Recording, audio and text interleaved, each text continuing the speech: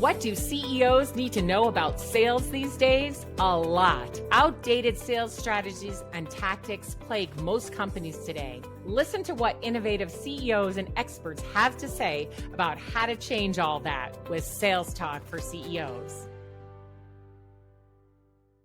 Welcome to Sales Talk for CEOs.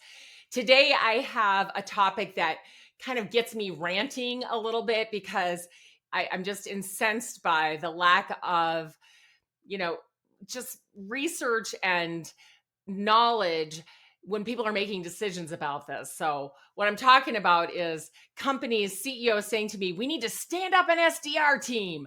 And I'm like, oh my gosh, in this day and age, what does that even mean anymore, right? And it's very costly. You got to have an SDR leader. There are so many pieces and parts to it. But what they're really saying to me when they say that is, I need my salespeople, my AEs, my account executives on the phone with people who can buy from them. And I don't know how to make that happen. And the others around me seem to be doing it with SDRs. Well, the truth is, no, they're not. That SDR playbook that Aaron Ross built for Salesforce, I don't know, long time ago now, right? It just doesn't work anymore. Now, that's not to say that you can't have people doing research, making phone calls, and getting appointments. You can, but not the way we've done it in the past. And this is why I am so excited to have Ryan on the show today, because he's been doing this his whole career and he's got it figured out. But here's the thing. It's changed over time. And so we're going to take a journey with Ryan to see how and why he started his companies.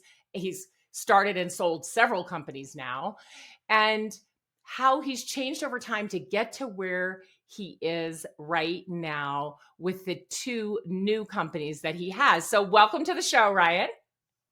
Thank you for having me. I'm super excited for the conversation. Absolutely. We've got so much to talk about. And currently you're running two companies, Outbound Operations and CallBlitz. So let's just start with briefly telling everyone what those two companies do, and then we're going to go back in time and journey forward. Sure. So Outbound Operators, we are helping organizations that are trying to solve the exact problem you talked about, make outbound work, right? So when you think about the playbook that everyone is running today, they think they need to buy all this tech stack. They think they need to get maybe even some automations with dialing and all these other things, and then hire a bunch of people to get to market. And we have a different thesis. We come in and we set up a lightweight tech stack that's actually enabled from my process that I've been using for the last 18 years. We then help find the right people, train them and onboard them, and then teach the company how to operate this system and pass it off, right? So we are trying to, if you think about outsource sales development, which a lot of people will turn to try to speed up the market, we're trying to insource the outbound function so they can actually do it right. So that's the Outbound Operators. CallBlitz is a virtual sales floor. So this is a simple software that helps make sure that sales reps are learning from each other, onboarding, and getting better on the phone every single day. Yeah, I love this so much, Ryan, because you and I were talking about this before we started recording. Back in the day, right? And I used to work years ago now, this is in the 90s, with a lot of big call centers, right? And we would do call blitzes where we would, okay, today everybody's going to, you've got your list of 50 or whatever, you're going to call them. We're going to be listening in. We're going to help you. We're going to coach you, right? And we would just get everybody on the floor, but they were together in the same room. And then I would listen in, the managers would listen in. We'd kind of give on the fly coaching. We'd pause everybody for a minute. Okay, when you get off your next call, stop. Let's all talk about what we've been finding. It was so much fun. And we advanced our team so quickly doing this. So I love that you've figured out how to do it virtually because so many teams are remote now. That's right. Yeah, it's that old school sales pit is gone. So trying to reinvigorate that culture, that motivation that you get from everyone calling together, right? we need our reps to be making more calls, Yes. and then we also want to make them better at the calls that they're having. So those are the two problems we're solving with CallBlitz, and it's a fun little project that we have going. Yeah, absolutely. So, I know I mentioned this to you before, but I have all of the CEOs that I work with asking me, "Oh, should we hire SDRs? How many do we need? How do we do that?" Right? And I'm like, Hmm. "Yeah, I don't think so." Right? To really make use of SDRs, you have to have a process, a system, and a way Hmm. for them to be successful. And what I'm seeing, Ryan, is people will hire one or maybe two SDRs and they don't have an SDR leader, somebody who's actually done the job and knows how to do it. And then they just give them lists to call, not even like you're talking about tech stack, a dialer and some other cool stuff, none of that. And barely any messaging. And they're wondering why these people cannot book calls. Hmm. Well, they're actually ahead of the curve if they're providing the list. What I see is they don't even provide the list, which is baffling, right? The list is the strategy. But at the end of the day, you're trying to solve for target message channel Right. timing, right? That's the old school sales and marketing equation. You got the right people with the right messages in the right channel at the right time. Boom, magic's happened. But most people struggle with that first thing, like huge, right? So the first thing, and we talked about this a little bit, is the targets. Before you even go hire people, you need to know how big your addressable market is. Like, how many actual accounts do you want to be trying to engage with that you think is a good fit for what you do?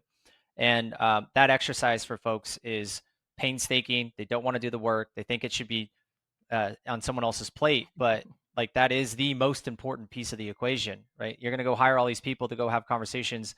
You get them to a meeting, like, why are we talking to these people? Like, that's a very expensive endeavor. If you just took the time up front to select the right accounts, actually select the right people within those accounts that you want to be speaking with, and then you develop a message that resonates with them, then you could put the reps on it. And more often than not, what we find is that number one, there is a TAM problem, right? There's just not enough people to be going after. Oh, And then, 100%, especially like you think you have thousands and thousands, but then, if you really hone in on out of those, because people, I think I don't know if this started with the venture capital craze or whatever, but total addressable market. Yeah, but yep, your total addressable market isn't your ICP, your ideal customer correct, profile, right? Yes, correct. this is big, it's huge. It looks like, oh my gosh, we can make so much money. But when you really target out of those, who is most likely to buy?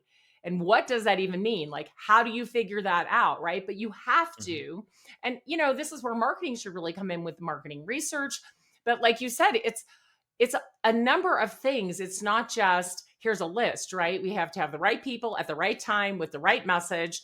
Hmm. And we have to do that really well over and over again to get the results that we're looking for. But most people they're calling people who are never going to buy from them.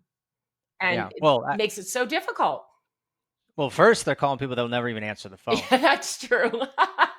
That's That's a big oh, problem. and that's oh, let me just pause you right there for a second because I just had this conversation with a whole bunch of tech CEOs up in Vancouver that belong to an organization called Ace Tech that I work with. And people in certain industries do not answer the phone at all, right? Right. But in some Yep. industries they do, and you really have to know that. That's right. Yeah. That's and that's the actual first step of the process we deploy, which is, well, number one, we go through an exercise to always make sure that, does this investment even make sure, if you're going to build an outbound sales development motion, let's actually figure out your math of sales, right? Let's put a revenue target you want to get to associated with this investment. What's the average sales price? And then we can make some assumptions if you don't have it yet around what your win rate might be, what your sales accepted rate would be if someone did show, what's your show rate on meetings, what's your schedule rate on meetings, and we can use benchmarks to get you pretty close and actually go all the way down based on that math. How big of a list that would you would need to even keep one rep busy? Okay, so we Yes. we can do that right away to figure out how many people you might need. The second thing is, okay, once we make that assumption, now let's take a look at that list size, and actually a fraction of them that you can actually engage in a channel, right? So when it comes to the phone, um, only about 20 to 40% of an audience is going to pick up if you call them enough times. So the problem is everyone treats a lead as if I'm going to call them and 100% are going to answer. That's just not true. Right. It's only going to be about 20 to 40. So you have to, you know, do the math on that to figure out how many total leads would then result in the number of people that you could actually reach. And now you're looking at an equation that says this is what would be required to keep one rep productive. Um, what's challenging for most of these people is they uh, get the people hired, they give them that list, and if you actually look at whether they're using a sequencer approach or they're just saying, hey, we're just going to dial, they're wasting 80, 90, sometimes 95% of their activities in a channel that will never result in an outcome. And that right there is like the big idea that we, kind of unlock for people with the outbound operators, and we show them very quickly how that works.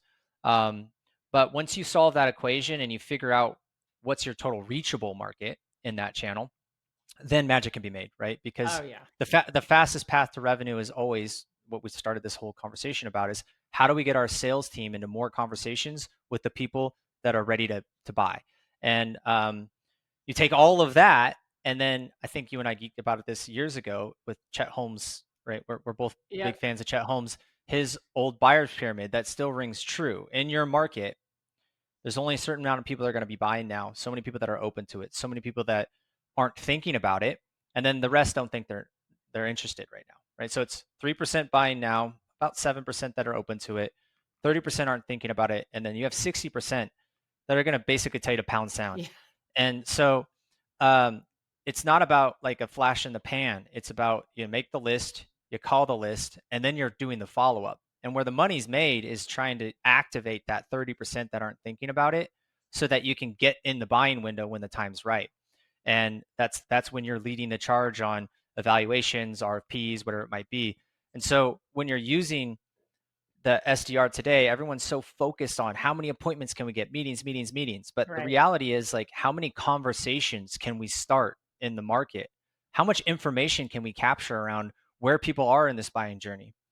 Now, if you layer that on top of crossing the chasm, right? If you're thinking about the math of markets and then the adoption curve around innovators, early adopters, the chasm, the early majority, late majority, and you do all that math, you're just talking about a super finite bullseye that you're going after, which is really difficult to get to.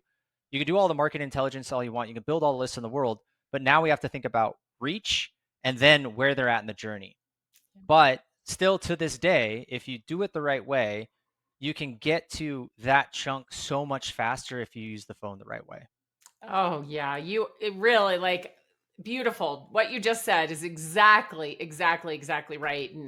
And yeah, so now I want to explain to everyone, how did you get here? How did you get to know this? How did you get this worked out so well and know that it works? So let's go back in time a little bit and back Sure. to when you were working in sales, right? But Mhm. kind of we'll go quickly, but what made you start thinking, this isn't working. How can we make it work better? And then how did you start that very first business? Yeah, well, so we can go all the way back in 1986. No, I'm just kidding. You're So I started my not that career. old. Uh, yeah. uh, I started my sales career. Well, I was born in '86, so 2008 is when I started my sales career. Graduated from school as a math major. Actually, I was going to go be a teacher, and I decided not to do that. Went to San Francisco, got my first sales job, which was a great time to sell, right back in 2008, right in the middle of the home crisis. And I was actually working for a company that sold to a consumer home finance product. Oh, So geez. you can imagine how well that went. Um, so I worked at my first company selling to homeowners when it was the best time to sell to homeowners, and that's where I cut my teeth. From there, I moved into a pay-per-click advertising company, and that's where I spent the majority of my really learning years. Right, so it was a French-based startup, not funded, and selling pay-per-click, which no one knew about back then. Right Right. now, So you're now it's calling people who have no idea who your company is, nor do they know what pay per click is. correct. Yeah, and we didn't have access to all these amazing data tools that tells you like this is the search marketing manager, right? It was like Right. you went to a website to see if they were doing paid ads already, and then you would click onto their website, find a phone number, call in, and say who's in charge of, right? So that's what started the whole process. Was it was 100% phone based. When no one knows you, you have to use the phone to get started always. And even back then, when people were more likely to answer the phone, getting to the contact information was much more difficult. So it took a lot of work to get somebody on the phone. That's what started my process that I use these days, which is buckets, which is I make a list. These are people that I think are doing advertising or could be doing advertising. I have to, so those are the accounts. And then I have to find the people within the accounts. I didn't have it already. So I had to go find them, get the name, get the number. And started to look at when I call a number, what's the fastest path to get to a conversation? Because that's what I'm after, right? I want to improve my dial to connect rate. If I make 100 dials, I want to talk to as many people as possible. So I started looking at, when I call a number, little shortcuts like, is there a dial tree? We'll document the dial tree. Is there a gatekeeper? Get the gatekeeper's name so I can, be friendly and get a transfer. Um, in their voicemail, do they record their name or not? These are like little signals that can help you realize, is this number worth calling or not? So I started doing that very early. Through that job, I went from lead gen to sales, eventually the sales leader. And we did pretty well, considering back then a bunch of companies had a lot of funding, and we went from basically zero revenue, about 15 million in the course of 3 years. And And here you are so that teaching everyone to do this method that you were doing and it was working for you. Correct. That's what allowed me to, work through the ranks so Right. So quickly. now Went you from had like, a what's lot of Ryan people doing? doing this method and proving out it didn't just work for you, it worked for them too. Everybody we hired was super successful on the phone. So that was my first job. That was like I really had traction. From there, I actually started my first company, which was a sales tech recruiting company. So we the sales leader at the first company I worked for in the financial industry, we were good friends, and we played poker and all that stuff. And he saw what I was doing, and he's like, "Hey, I got this idea. I work with this recruiter. He was a Salesforce admin, did Salesforce consulting. He's like, I work with this recruiter in my building, and she just gets these checks all day long, but she has no process. She has no system. I think we could take your system, be really smart with it. I got all the operation stuff. You just go build the sales team." So money was coming back in. This is 2011 ish, back into Silicon Valley. A bunch of tech companies were getting funded. So I had my first stint in entrepreneurship then to be basically the VP of sales, with co-founder VP sales. So I built out the sales team there. And that's where I really started to network and get relationships with some of the fastest growing companies in the area. We did that for a while. I got recruited back to my the pay-per-click company because I recruited my sales leader for a sales leader job, and then he recommended me to go take over. So that's when I went from being just a sales leader to a managing director. It's kind of like the country CEO. At like 25, I was running 3 offices and $20 million revenue P&L. Wow. So did that for about a year, and then I got recruited from my business partner to a funded SaaS company in the same space. It was performance marketing still. So pay-per-click was starting to really be the ipso factor, but there was other things happening. This big thing called Facebook started happening. So I got recruited to a Facebook marketing company, built the sales team there. They got acquired, got recruited to a new thing was happening called retargeting. Everyone knows these things now, but Yep, it's the all in the shoes same follow space. you all over the internet. That's right. So this company did it, worked with really, really big retailers and brands, and they had this like internal marketing thing. You now see Amazon has their own marketing application. This is before retailers did that. We basically did those for Costco and Walmart, and before they had their own engines. That's what we did there. Built that team out. We were Inc. 5000 uh, 2 years in a row. Got recruited from there to another one, which was, let's go back to Facebook again. Facebook's now doing advertising. It was a Facebook advertising company. That was an early stage startup. We ended up getting acquired by a massive player in the space called Sprinkler. And that was my stint as a sales leader. So just using my process at all these companies, the phone first, no one knows us. We've got to go to market as lean and mean as we possibly can.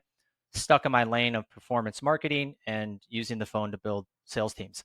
And So during that Ryan, during this period, so you kept building up sales teams. It's like, okay, go hire these people, teach them the process, get them successful. And obviously it worked because every company that you worked with was highly successful, either got bought out or, you got recruited out to go do it again.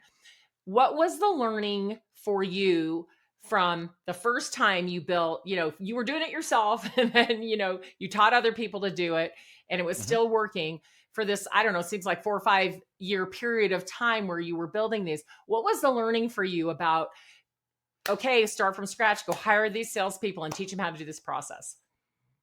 So for me, as a sales rep early on, and then as I got into sales leadership roles, again, I have a math background, so I think from like first principles. Yeah.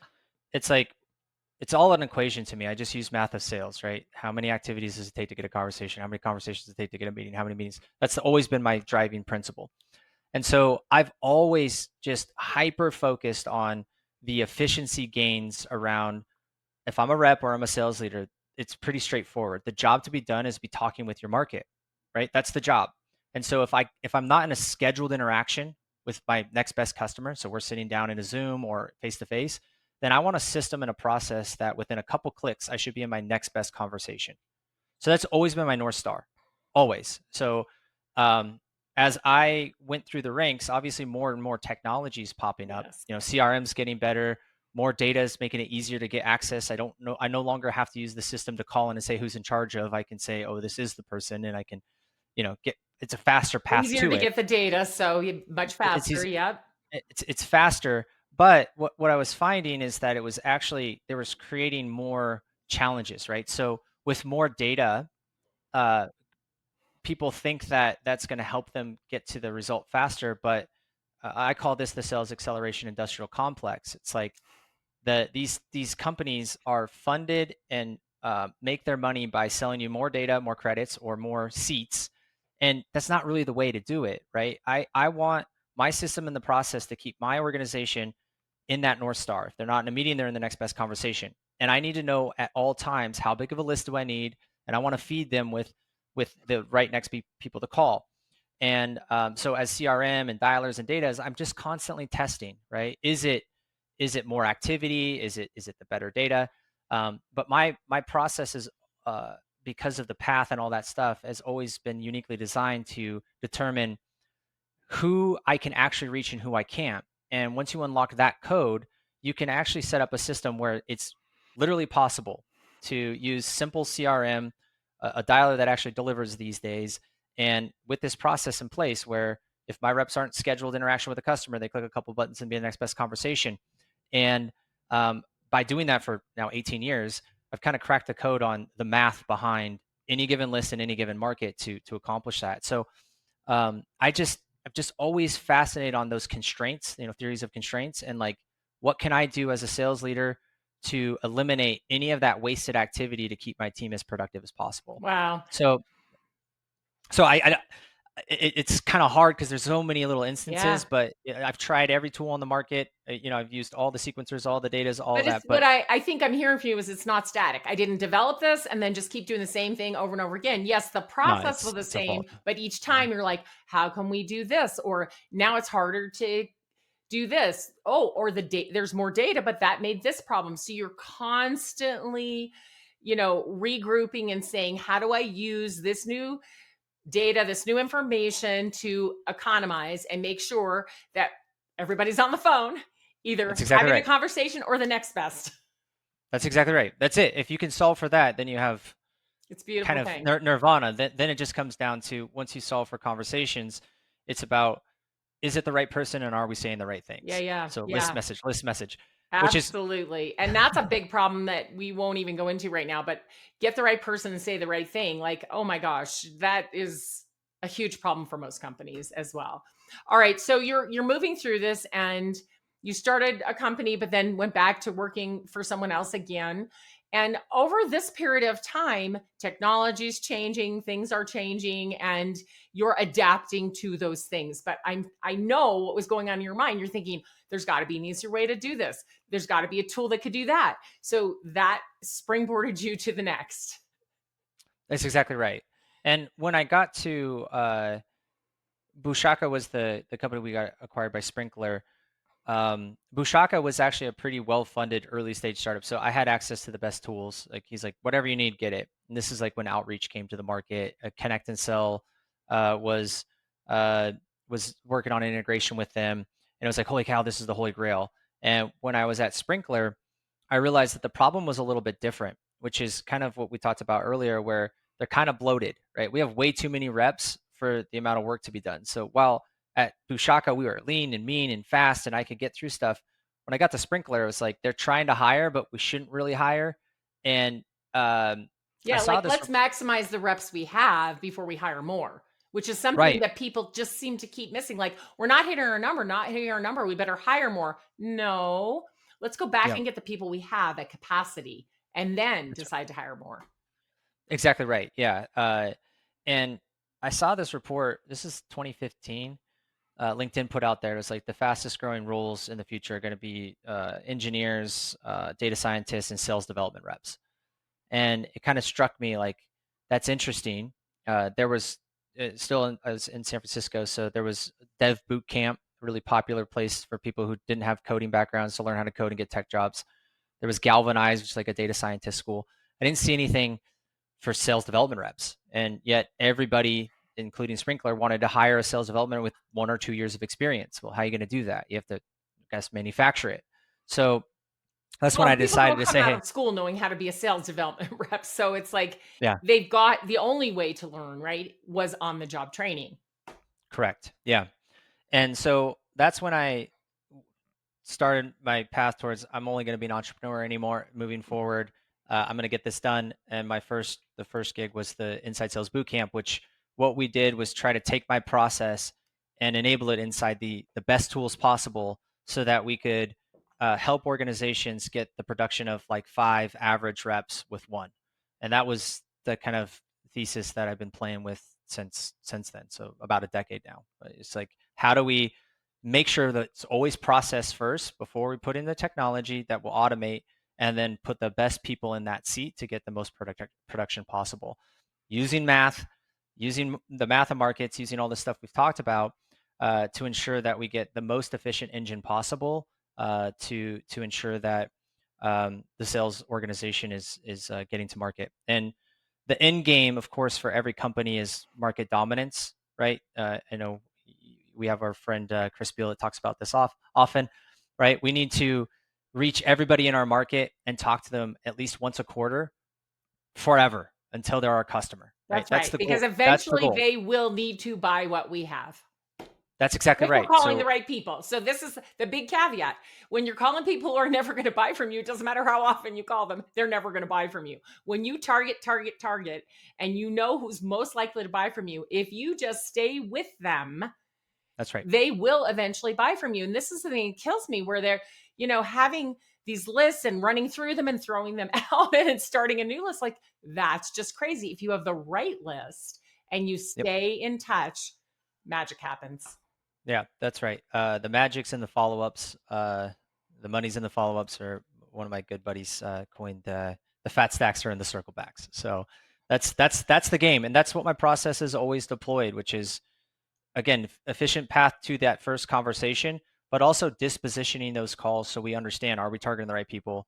Are we saying the right things? Every conversation should result in a yes and no, and not me and not now, and a why. And if you actually capture that data the right way, you can actually orchestrate the follow-up list to be a very, very productive use of your time. But you also get that market intelligence to improve our targeting and our messaging along the way. Yeah, absolutely. All right. So I know you started a company that was actually training SDRs, and that Mhm. worked out really well, and you sold that. And then what came after that one? So when we were training the SDRs, getting them good on the process, good on the tools, putting them into the tech companies, there was a trend: hire 10, keep 2, right? Ugh, It's like yeah. what's going on here? So uh, I actually ended up writing my book Outbound Sales No Fluff around this time, which kind of outlined it's a very simple guide. You read this thing in 45 minutes, but my process is outlined in there. It's called buckets. And I got so many people coming to me like, how do we put this in our company? So it made me get the idea that I had the boot camp for the talent. Why don't I have the boot camp for the founders? So we started the sales developers with exactly that. We'd come in, we'd set up the tech stack the right way, when able to process, build the playbooks, run it for them so they can get a benchmark of what success looks like, and then enable their current staff if they had it, or in partnership with the talent, we can now bring in the right talent, and they didn't have this, hire 10, keep 2 mindset. Yes, It's yes, like, yes. I love that you did that because that's my focus, of course, is on the CEOs. And why? Because the CEOs become the sales prevention department because yeah, they're doing things the old way and it's not working. But then they just think, well, if they would just do more of it or if they would just do it better. But no, things change. And the mhm, way when you started the company and you were this only seller with founder led sales, you did it a certain way and it worked. There's a lot of reasons why. One, you have the title founder, but we won't yeah, go there. But you yeah, never really got a process down anyway. And then you hired these people and everybody's sort of doing it their own way or whatever. And then you're thinking, well, if you would just do it my way, you would yeah. get more sales. But that's just not how it works. And so that makes them the sales prevention department. They're standing in the way of the growth of their own company. And by focusing on them, yes, got to train the SDRs, sure, of course. But helping them see, look, if you really want to do this well, as the CEO, here's what you need to know, right? Mhm. We're going to set it up this way. We're going to run it this way. And then you're going to get the results that you need. That's exactly right. Process first, right? And if you don't document a process, it doesn't matter what tools you have. People aren't going to follow it, and it's going to become a lot of noise really quickly, right? And if you really want to make it work, and we just talked about this earlier about targeting, are we targeting the right people? Like, is it even worth the follow up? What your process has to have a way to collect that information consistently. Everyone has to be on the same talk track. Mhm. The information that we're capturing, how we're actually getting that information back into our system has to be consistent. Otherwise, it's just noise. And so that's a huge problem is, especially if you bring in more experienced sellers, everyone has an ego and they have their way of doing things. And that's not for me. I don't do that.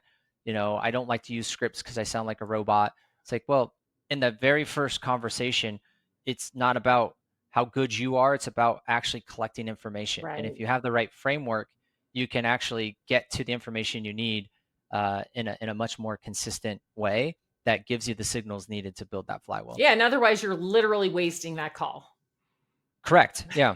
And Jeb Blunt in Fanatical Prospecting laid this out really, really well. And I preach this all the time because the purpose of the call, he says there's four main outcomes. You're building awareness, you're gathering information, you're setting an appointment, or you're moving a deal forward. Yeah. Most people just think about those last two, right? Where we got our sellers using the phone, and those are kind of hard to find these days that will actually do the follow up on the phone to move a deal forward, which is another problem we could go into length at.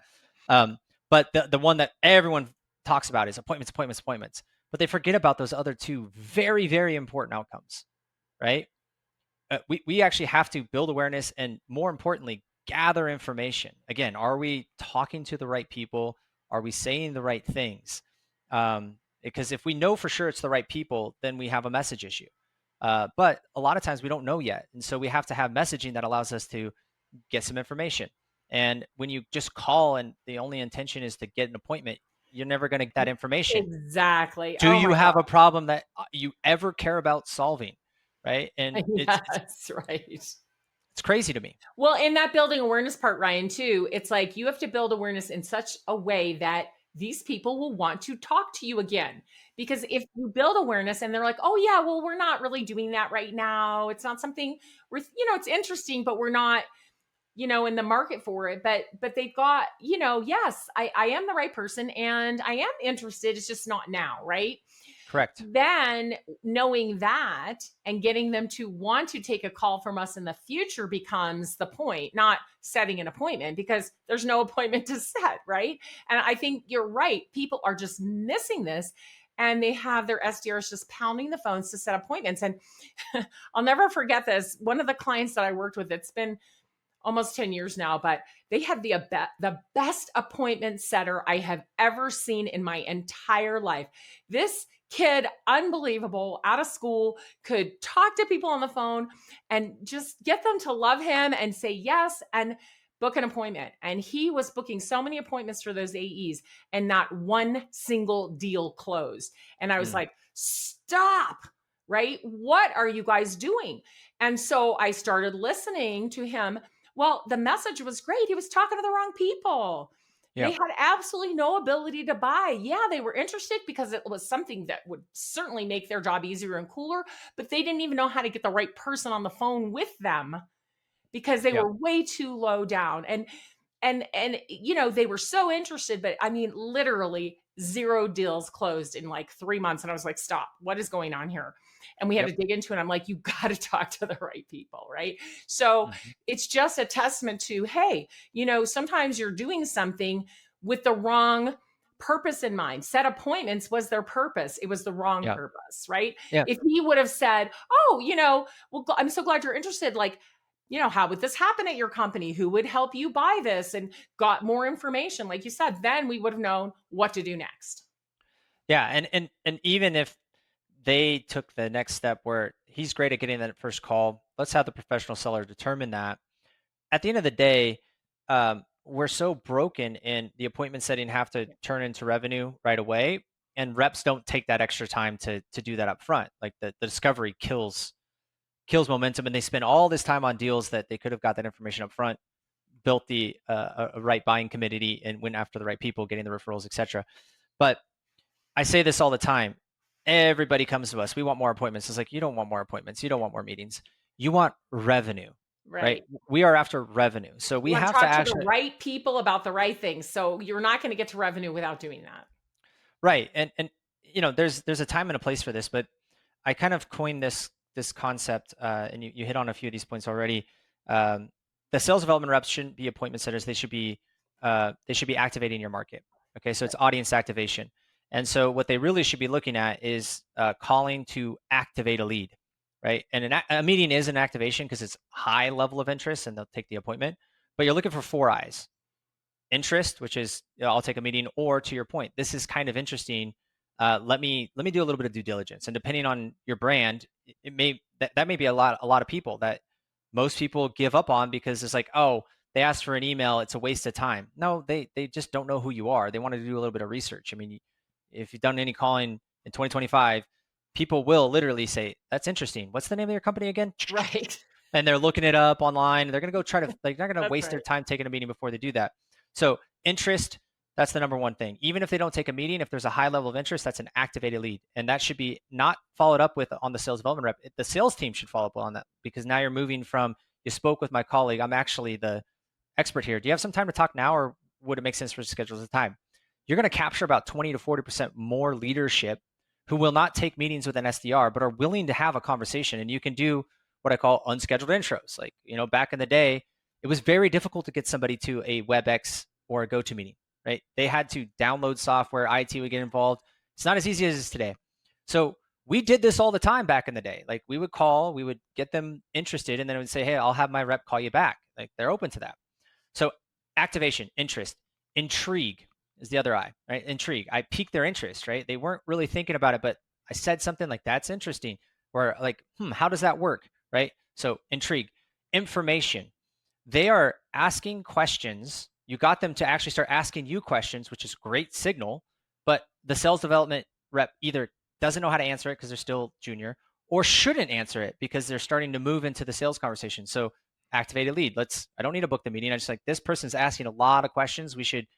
I should stop answering. I should get my professional seller on that. And the last one would be intent. So a lot of reps will lose, a lot of companies will lose deals because sales development can't book a meeting because they just discovered that they're about to sign with a competitor. Like, they're like, oh, we're already down the path. You missed us. We're literally about to sign. That lead is sitting there and no one calls it because they're not going to take the meeting because they don't want to go do any more evaluation. But if a professional called them back, they might actually be able to get in to that deal at the finish line. So those four eyes are super important. And you don't think about the meeting, you think about activations. And if you actually have that list of people that pick up the phone, they're receptive to having conversations, and you put that in front of your sales team. Like I said, the data shows you're going to bring about 20 to 40% more opportunities in your pipeline. Yeah. Yeah, absolutely. All right. So let's quickly bring us up to the two companies that you have now. So you were doing the company where you were helping the CEO set everything up. What was the name of Mhm. that one? The sales developers. That's right, the sales developers. And then kind of bring us up quickly to where you are now. Yeah. So at the sales developers, we were using what a lot of people are still using today, the sequencers, the dialers, and the data companies to try to take one rep, turn them into five, and you do all that stuff. The big back end of that was Connect and Sell, which is a parallel assisted dialer. You take a list and it has a bunch of humans in the back end, and it makes you can make 10 dials at the same time you make one, right? And then someone picks up, it transfers the call. What I discovered there after doing millions of dials was that it's not about the data, or sorry, the dialer. It's not the activity. It's actually the data behind the dialing. And so because of that, I discovered something that I actually tried to get Connect and Sell to build. Long story short, they didn't want to build it, so I built it. Started a company called Phone Ready Leads, which is essentially a way to help companies determine who on your list is worth calling and who's not before you put it to your sales team. And what that does is it takes an average list where reps have to pick up the phone and make 20, 30, 50 dials to get one person on the phone. Now, if you use Phone Ready Leads, which is now a company called TitanX, reps average a live conversation every 3 to 5 dials.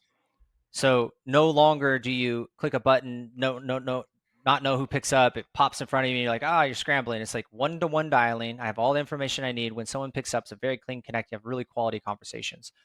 So that was Phone Ready Leads. I ended up building that and selling that a couple of years ago. The company's now called TitanX. And you're still using that and recommending it to your clients. So now fast forward to today, what Outbound Operators does is think about like inside sales build camp plus the sales developers, but with a modern approach, a lot less technology to solve the problem in the right way. Net outcomes that our customers see is when they come to us, they think they need to hire 20, 30, 40 SDRs. We say, no, you don't. You need 1, 2, maybe 3. We set up the system. We use it the right way. We train them on how to use it. And the companies we're working with are getting the production of a team of 20, 30, 40 with 1, 2, or 3. That's Yeah. kind of where we're at today. Amazing. Amazing. Yeah. All right. So just before we do the last bit of the podcast, a couple words of advice to like the CEOs that talk to me and the ones that are out there saying, oh, I need to stand up an SDR team, or my investors want me to hire 30 SDR reps. Like, where do they start? What are the questions they should ask before they decide to go out and hire a whole bunch of SDRs? I mean, the first thing they need to get is a real. They need to go look at their math of sales. Yeah, the So sales math, right? It's always the sales math. you have to start there. It's always where we start all our conversations. It doesn't really matter um, until you get a really good view of what it would take using math. And if you don't have any data already because you're brand new, you can make some assumptions to get a general idea. Next step there is don't go and hire to make the assumptions. Use someone who can get you those assumptions really fast in a clean way to do it. By the way, we do that at Outbound Operators. So do the math, prove the math looks good first, and then based on the math, decide to build or not. And in some cases, you may not want to build. And in fact, if you use the right systems that we're talking about, we could stand up a system and enable your AEs not even use sales development, right? And with smaller markets, it's more often than not the case. Like you should not hire SDRs. The CAC isn't going to make sense. There's not enough TAM to go after, and there's plenty of efficiencies to be gained to get your reps calling. And by the way, the production will be much higher if you have a professional caller making the first call anyway. So start with the math, prove the math, and then get the data to drive your decisions. Don't just hire because you want a head count. Like hire when the time is right for coverage. So that's the key thing. It always comes back to the math. Yeah, gosh, absolutely. We're singing the same song. I just love it. Love having this conversation with you. Just amazing. All right, just before we finish, I have a couple of questions for you. One of them is, what's a book that you think every CEO should read?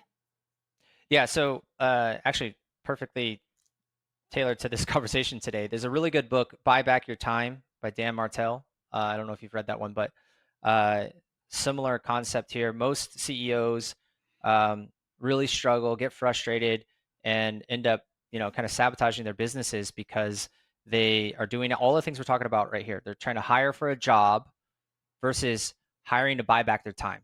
So if we're talking about the founder-led sales concept, as soon as you get to a point where you think you want to hire any role within your company, you should think about hiring for tasks and buying back your time. So, uh, and if you think about it that way, it really has a massive unlock. So it's an amazing book. Highly recommend reading it. It kind of changes the perspective of how you find the right people to put into your organization at the right time, and kind of unlock scalability within your organizations. Yeah, I Um, haven't read that, but I have heard about it, and it's definitely one I put on my list. All right, next one is, what's a podcast that you listen to that makes you think differently? so Founders, if you haven't come across Founders, the Founders podcast, incredible podcast. And I'm kind of a weirdo when it comes to podcasts. When I discover a new one, I go all the way back to episode one, The and beginning, yep. I just love watching the journey of these great creators, and like how they struggled in the beginning, because no one's great at first and they get better and better. But Founders, if you go all the way back to the beginning, he reads all the books of entrepreneurs, the autobiographies, and then he basically gives his take on it. But he'll read sections and kind of give his take on it. It's an incredible book. So he does it on everybody, the who's, the Henry Fords, the Elon Musks, the Steve Jobs of the worlds, and it's an incredible podcast. It's Yeah, I really agree. really That good. is really a good one. Absolutely. And then I think you've probably already said this a little bit, but what does every CEO need to know to win in this market? uh, Math of markets, know their math of sales, right? Uh, and I think the big thing here is they need to have real time visibility in the conversations that are happening at the front line. Like they need to take the time to dig in, and not just hear what people are saying is being said, but take the time to actually get involved in live conversations with your market. And this is what I love about CallBlitz, is it gives people that way to do it, right? If you have your team in a place where they're calling, even if it's just once a week or once a month, and you join that and you can listen to the conversations that are happening, how quickly can you as the CEO go, what the heck are we doing? Why are we talking to those people? Hold on a second. Why are we saying that? When they say that, we could say this. The unlock there for the CEO to understand literally what their customers are saying, not their paying customers, but their prospective customers. It goes a very long way to improve all the things we talked about today. Um, Yeah, I do feel, especially in smaller companies, that CEOs need to stay really close. I've had experiences where I've received emails from salespeople, from CEOs or companies that I know, either clients or people I know, and I've sent those emails back to the CEO and said, "This is what your salespeople are sending yeah. out." Do you know what your people are sending out? And they're like shocked and appalled, right? Hmm. And it's the same with what they're saying on the phone. And the thing is that the founders are so valuable in the messaging and understanding the market that so quickly they could help address these Correct. things and make them so much better. And so, yeah, I'm with you. Like as a CEO, I want to hear what people are saying, what my sales reps are saying. I want to hear what the prospects are saying back to them. I Yep. want to see those emails. And I want to know that the message that's going out that's representing my company is accurate and something that represents us in the way I want to be represented. Well, it's the message and the targeting too. So you got to pay attention to both of those things, because you'd be Right. super surprised. Like the emails that, especially on the email side, the emails that are going out to, like, why are we even sending the email to these people? A hundred Uh, percent. Like we really should just stop, honestly. And I've yeah, been telling you, like, just stop because you're yeah, not sending the right message to the right person. And that is why you're getting a less than 1% response rate. You're sending thousands of emails, and that's literally polluting our earth because all that data has to be stored somewhere. And they're building bigger and bigger and bigger places to store it that take heat and electricity and water, and they make noise. And it's like, seriously, people, stop sending emails to people who are never, ever going to answer you. yep, no doubt. Crazy. Wow. Thank you so much, Ryan. No, I don't rant about this stuff at all, right? But I am passionate about it. I feel like people are making sales way too hard. Yeah. Well, and the work that they're doing makes the professional orgs job harder too, right? Yeah. It's a lot of noise. So let's stop Awesome. the madness. Let's get back to the fundamentals. Let's solve the equation. Let's target the right people with the right message and the right channels at the right time. And the world needs sales professionals, but it Yes. has to be done the right way. Well, thank you so much for taking the time to be on the show today. I really appreciate it. Great conversation. Yeah, thanks for having me. If you enjoyed the show, please like and subscribe, and we'll see you next week.